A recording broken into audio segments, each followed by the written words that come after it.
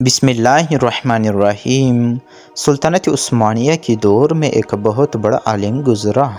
ایک دفعہ ان کے پاس ایک عورت آئی اور پوچھا کہ حضرت، آپ سے ایک فتویٰ چاہتی ہوں کہ اگر کسی مرد کی ایک بیوی ہو تو کیا اس کی موجودگی میں وہ مرد دوسرا نکاح کر سکتا ہے؟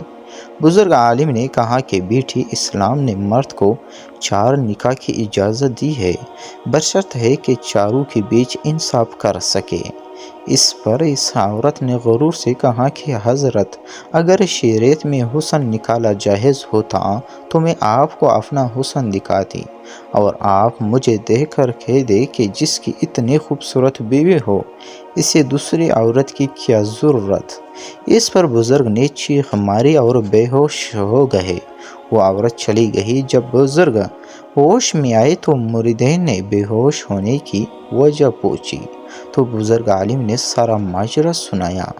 پھر عالم نے کہا کہ جس کا اتنا خوبصورت اللہ ہو، اسے کسی اور کی کیا ضرورت ہے؟ بزرگ عالم کہتے ہیں کہ ایک دن میرے استاد نے کہا کہ تمہاری بال بہت بڑے ہیں، آپ اسے کٹواؤ۔ میرے پاس پیسے نہیں تھے۔ حاجام کی دکان کے سامنے پہنچا تو وہ ایک گاہک کے بال کاٹ رہا تھا۔ میں نے قریب جا کر عرض کیا کہ چچا جان، اللہ کے نام پر بال کاٹ دو گے؟ یہ سنتے ہی حاجام نے گاہک کو سیٹ پر کیا اور کہنے لگا، آؤ بیٹو، میں ابھی تمہارے بال کاٹتا ہوں۔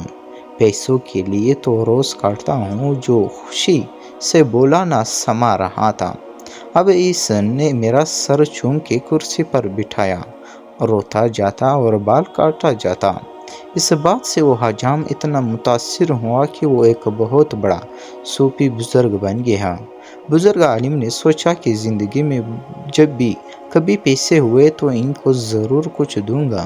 بہت عرصہ گزر گیا۔ ایک دن وہی بزرگ اس حاجام سے ملنے کے لیے گئے، واقعہ یاد دلایا اور کچھ رقم پیش کی تو حاجام کہنے لگے، عالم صاحب، تو اتنا بڑا صوفی ہو گیا، تجھے اتنا پتہ نہیں چلا کہ جو کام اللہ کے لیے کیا جائے اس کا بدلہ مخلوق سے نہیں لیتے۔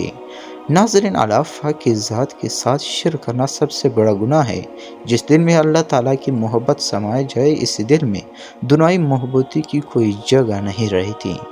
دوستو، اگر آپ لوگ اس چینل پر نئے ہو تو چینل کو سبسکرائب کر لیجئے آنے والی دلچسپ اور سبق آموز ویڈیو کے لیے۔ بہت شکریہ آپ سب۔